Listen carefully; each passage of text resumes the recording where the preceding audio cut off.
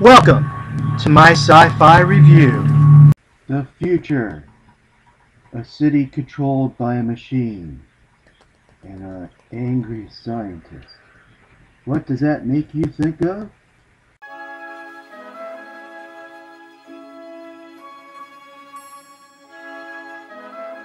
No.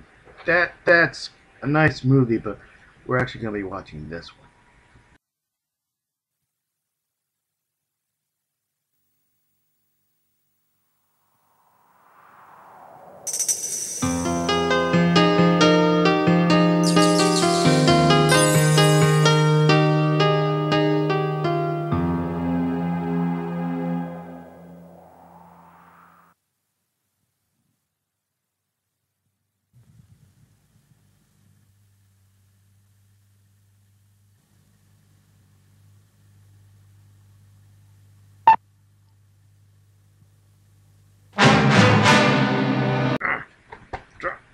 Hi guys, I'm kind of stuck in it. Before I start my feature presentation, usually I do background about the time period and stuff like that, but right now I'd just like to ask you to give this film a chance. This is a French-Italian film, and for some reason a lot of Americans seem to think of films like that as too complex, too much symbolism. I won't understand a thing.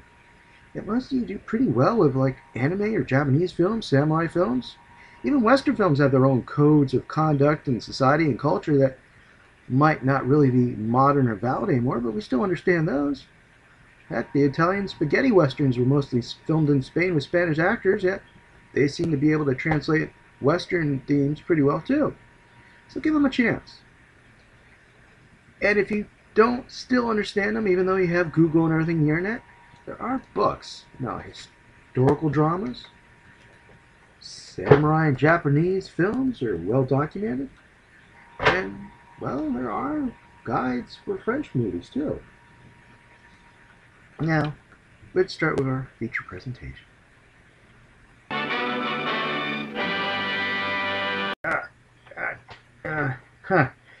First is the hero of the piece.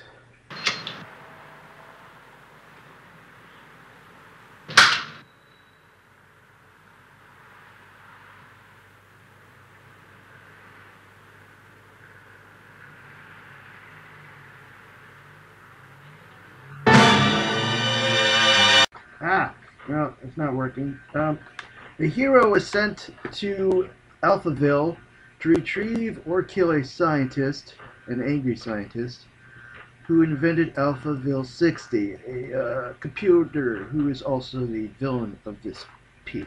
Let's show you. Auront toujours en vue le bien final.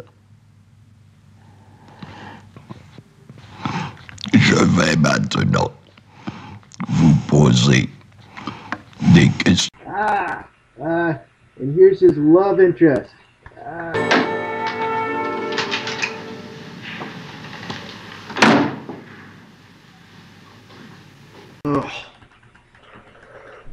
The setting is Alphaville.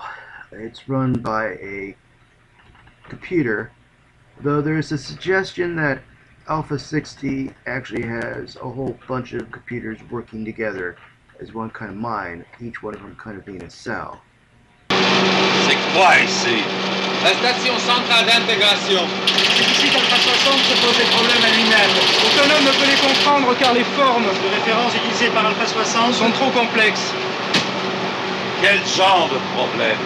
Le départ des trains et des avions, la circulation des hommes et des marchandises, la distribution de l'électricité, la répression du banditisme, les opérations de guerre. But even with a logical computer in charge, all is not well in Alphaville. First off, language is censored heavily. Quelquefois, ça doit être agréable. Pourquoi? Ça jamais. Nobody asks why, they say because. Every time somebody uses a word that's not supposed to be used, you'll hear that beep. Now, most people are assigned jobs, and a lot of them use a lot of tranquilizers, as you'll see in this scene. Vous êtes quoi exactement? Je suis séductrice d'ordre 3. The computer, in this case, is everywhere. If you want to order breakfast, Je voudrais télécommander un petit déjeuner. Quel est votre numéro? Vous avez quel numéro? if you just want to find an empty room to interrogate somebody in, Occupé. Occupé. or of course, well, to interrogate people. Quel est votre nom? Ivan Johnson. Où êtes-vous né? À Nueva York. Quel âge avez-vous? Je ne sais pas, 45 ans. Votre marque de voiture? Ford Galaxy.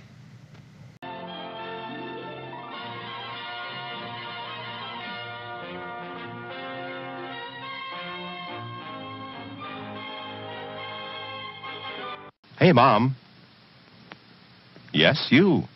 Why fuss and fret about dinner? Why not have it right here?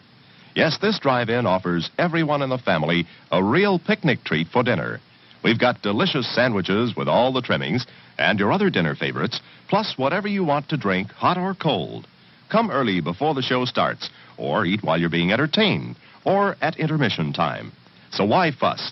Give your family a tasty dinner at this drive-in. Now this is a dystopia, and you would think dystopias are bad.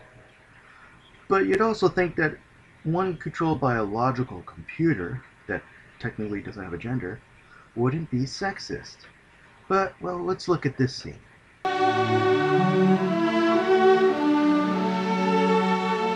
Obviously with that scene he's referencing the Holocaust and the totalitarian state of the Third Reich. But the only people with numbers on their necks in this movie are women. Now another aspect of a dystopian society, especially one run by a computer, is the fear that mankind themselves would become machinery. That they're no longer at top of the pyramid, that they're on the bottom. Brains in the jar, could you explain this one?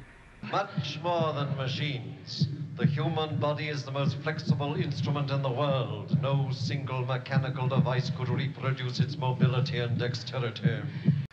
Yet the only time we see a physical representation of somebody being treated like an object is this following scene right here. Depuis longtemps, nous aurions des gens au cerveau propre, perturber les autres galaxies, les grèves, les révolutions, les scènes de ménage, la révolte des étudiants. C'est nous, c'est grâce à les gamins. Où est-ce qu'on va? Nous entrons dans la partie invisible d'Alpha 60. There's no other part of the movie that shows males as being objects within this society. They are engineers and scientists and security forces, and there's some female technicians you see also. But none of them are blatantly turned into a lamp like that, or pull the car, or seen make like gerbils and wheels or anything like that. Now, does this mean the director's telling us a totalitarian state or a dystopia is sexist by its very nature? Or is this computer, since it was made by a human being, a male human being, masculine and therefore somehow this sexism is leaking through? Or is it this director just trying to sell a film with very cute female actresses in very short skirts or no clothing at all? Now for some fun film facts. Fact number 1. The director of this movie liked to take earlier components and concepts and put them into his current movies.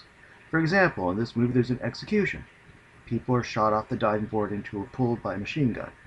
As they flop around in the pool, swimmers dive in, and they kind of do a little water dance around the person, then pull out the knives and stab them.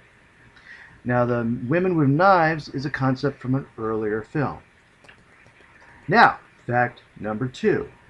The director had a lot of humor, and there's a lot of scenes in this movie that really have nothing to do with the plot or themes or the fact that it's a totalitarian state. Let me show you one of them.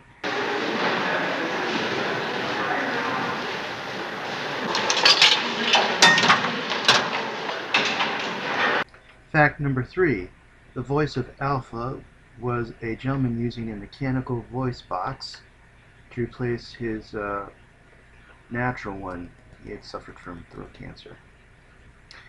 Fact number 4. The director, or the writer, somebody in this movie really loves to give the characters very interesting names, as we'll see in this scene. Monsieur Johnson, professeur. Eckle Jekyll. Je vais très bien, merci, je vous en prie. Moi aussi. Allons-y. Now for the flaws. Well, the one flaw. But while it's pretty easy to describe, it's also pretty easy to show how major a flaw it is and how it affects the whole movie. Let me show you a scene.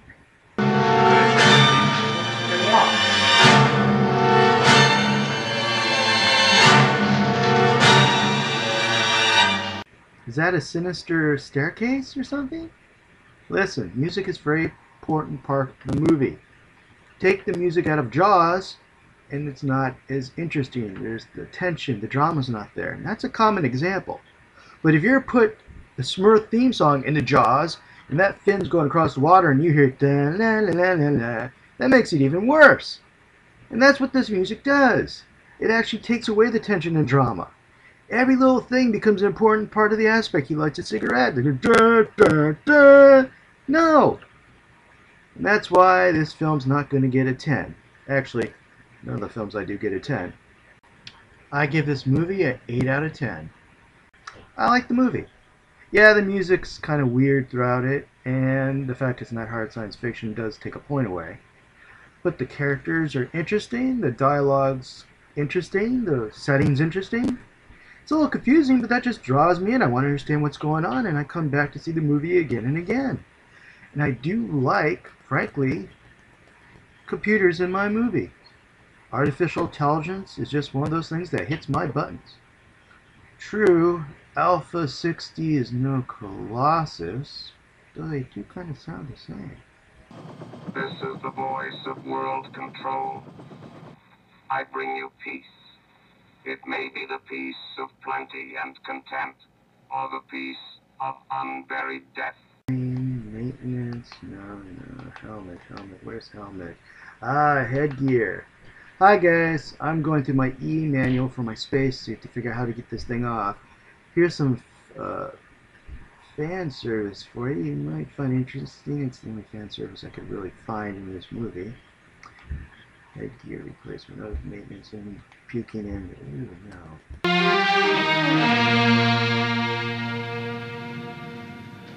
Ça. Non. Ça, je sais ce que c'est.